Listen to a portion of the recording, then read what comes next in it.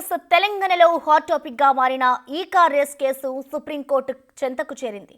High court ఇచ్చిన తీర్పును సవాల్ చేస్తూ సుప్రీంలో కేటీఆర్ పిటిషన్ దాఖలు చేశారు. ఏసీబీ తనపై నమోదు చేసిన కేసును కొట్టివేయాలని తెలంగాణ హైకోర్టులో క్వాష్ పిటిషన్ దాఖలు చేయక ఆ పిటిషన్ను హైకోర్టు కొట్టివేసింది. ఫార్ములా ఈ కార్ కేసులో సుప్రీంకోర్టులో తెలంగాణ సర్కార్ కేవియట్ పిటిషన్ దాఖలు చేసింది. తమ వాదనను వినకుండా కేటీఆర్ పిటిషన్ పై ఎలాంటి నిర్ణయం తీసుకోవద్దంటూ కేవియట్ పిటిషన్ లో పేర్కొంది. ఈ నేపథ్యంలో కేటీఆర్ వేసిన పిటిషన్ ఇవాళ లిస్ట్ అవుతుందా లేదా అనేది ఉత్కంఠగా మారింది.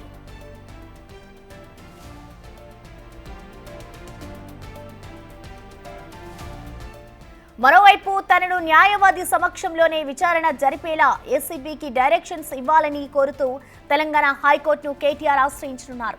దీనిపై ఇవాళ న్యాయస్థానంలో మాజీ మంత్రి పిటిషన్ వేయనున్నారు. కేటీఆర్ తో పాటు న్యాయవాది సమక్షంలో విచారణ జరపడానికి ఏసీబీ నిరాకరించిన నేపథ్యంలో కేటీఆర్ న్యాయస్థానాన్ని ఆశ్రయించనున్నారు. ఈ నెల 9న వ్యక్తిగతంగా విచారణకు హాజరు కావాలి అంటూ కేటీఆర్ కు ఏసీబీ నోటీసులు ఇచ్చింది.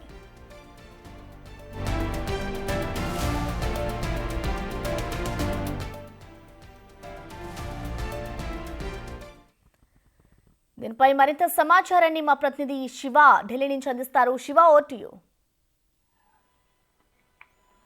రైట్ ప్రసన్న, గత ప్రభుత్వం నిర్వహించిన ఈ కార్ రేస్ వివాదం అనేది సుప్రీంకోర్టుకు చేరింది. మాజీ మంత్రి కేటీఆర్ తెలంగాణ హైకోర్టు ఇచ్చిన తీర్పును సవాలు చేస్తూ సుప్రీంకోర్టును ఆశ్రయించారు. ఏదైతే ఏసీబీ తనపై తప్పుడు కేసులు నమోదు చేసింది, ఈ కేసును కొట్టివేయాలంటూ కూడా క్వాష్ పిటిషన్ దాఖలు చేసిన నేపథ్యంలో తెలంగాణ హైకోర్టు కేటీఆర్ దాఖలు చేసిన క్వాష్ పిటిషన్ ను కొట్టివేసింది. మరోవైపు మొన్నటి వరకు అరెస్ట్ చేయవద్దంటూ ఏదైతే స్టే విధించిందో తెలంగాణ హైకోర్టు ఆ స్టేను కూడా ఎత్తేసింది. అంటే విచారణకు పిలిచి అరెస్ట్ చేసే అవకాశం కూడా ఎక్కువ ఉంటుంది అనే వార్తలు వస్తున్న నేపథ్యంలోనే కేటీఆర్ ఏసీబీ విచారణకు హాజరు కాలేదు. 6వ తేదీన ఏసీబీ విచారణకు హాజరు కావాల్సింది.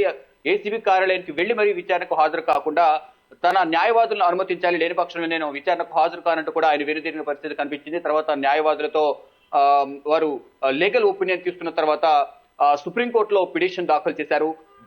ఇటు కేటీఆర్ తరపు లీగల్ టీం ముందు పిటిషన్ దాఖలు చేయడానికి ముందే తెలంగాణ సర్కార్ తమకున్న సమాచారం మేరకు కేటీఆర్ ఏ విధంగానైనా సుప్రీంకోర్టుకు వెళ్తారనే వార్తలు వచ్చిన నేపథ్యంలో ముందుగానే కేవియట్ పిటిషన్ దాఖలు చేసింది తెలంగాణ సర్కార్. అయితే కేటీఆర్ ఏదైతే తెలంగాణ హైకోర్టు ఇచ్చిన తీర్పును సవాలు చేస్తూ సుప్రీంకోర్టును ఆశ్రయించారు. అంటే ఏసీబీ తనపై నమోదు చేసిన కేసును కొట్టివేయాలనేది హైకోర్టును ఆశ్రయించిన నేపథ్యంలో అక్కడ పిటిషన్ కొట్టేసింది.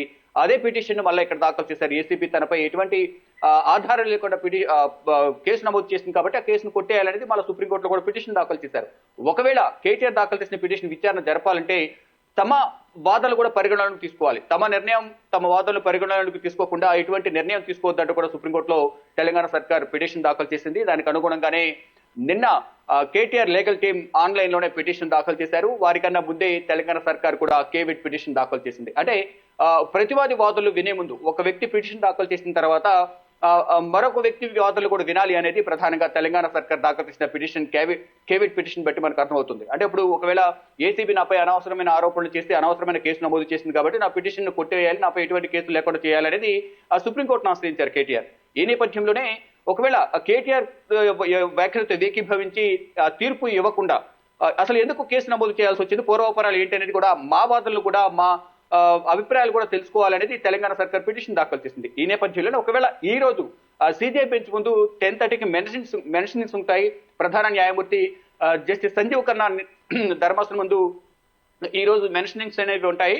అంటే కేటీఆర్ దాఖలు చేసిన పిటిషన్ ఏదైతుందో దానిపై విచారణ చేపట్టాలంటే కూడా కేటీఆర్ తరపు న్యాయవాదులు ఈ రోజు సుప్రీంకోర్టులో మెన్షన్ చేసే అవకాశం ఉంటుంది. ఒకవేళ మెన్షన్ చేసినప్పటికీ కూడా ఈ రోజు లిస్ట్ అవుతుందా లేదా అనేది కూడా చూడాల్సి ఉంది. ఒకవేళ లిస్ట్ అయితే ఎప్పుడు ఆ కేసు వాదనలు వింటారు అనేది కూడా మరోవైపు ఈ రోజు కొంత ఉత్కంఠ అయితే రేపుతోంది. అంటే ఇటు సుప్రీంకోర్టుకు రావడం, సుప్రీంకోర్టులో మెన్షన్ చేసినప్పటికీ కూడా లిస్టింగ్ ఎప్పుడు అవుతుంది అనేది కూడా రిజిస్టర్ నెంబర్ అయితే ఇస్తారు. అది ఈ రోజు ఉంటుందా లేదా రేపు ఉంటుందా ఎల్లుండి ఉంటుందా అనేది కూడా చూడాల్సి ఉంది. అంటే శుక్రవారం లోపు విచారణ జరగాల్సి ఉంటుంది. లేదా లేని పక్షంలో 2 రోజులు శనివారం ఆదివారం సెలవు ఉంటుంది, మళ్ళీ తర్వాత సంక్రాంతికి 1 రోజు సెలవు ఉంటుంది. మరోవైపు ఈ రోజు మళ్ళా ఏసీబీ విచారణకు సంబంధించి తనతో పాటు లాయర్లను పంపించాలి, లాయర్లను కూడా అనుమతించాలంటే కూడా తెలంగాణ హైకోర్టును కేటీఆర్ ఆశ్రయించబోతున్నారు. తెలంగాణ హైకోర్టులో పిటిషన్ దాఖలు చేయబోతున్నారు. ఒకవేళ తెలంగాణ హైకోర్టులో కూడా పిటిషన్ దాఖలు చేసిన తర్వాత తెలంగాణ హైకోర్టు ఎటువంటి నిర్ణయాన్ని వెల్లడిస్తోంది అనేది కూడా చూడాల్సి ఉంది. ఒకవేళ లాయర్లు అనుమతిస్తే ఏసీబీ విచారణకు రేపు కూడా అంటే 6వ తేదీ విచారణకు హాజరు కాని నేపథ్యంలో మరొకసారి ఇటు ఏసీబీ మరొకసారి నోటీసులు జారీ చేసింది.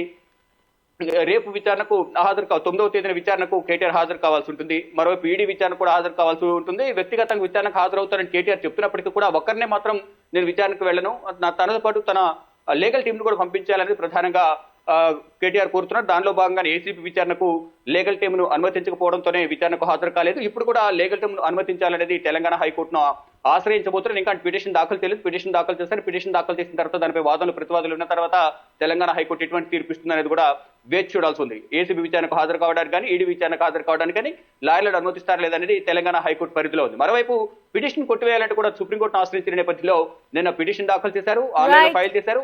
ఈ రోజు సిబిఐ బెంచ్ ముందు మెన్షన్ చేస్తారు. మెన్షన్ చేసిన తర్వాత సుప్రీం ధర్మాసనం ఈ కేసును ఎప్పుడు లిస్ట్ చేస్తుంది, ఎప్పుడు వాదనలు వింటుంది అనేది కూడా చూడాల్సి ఉంది. ప్రసన్న. Thank you Shiva.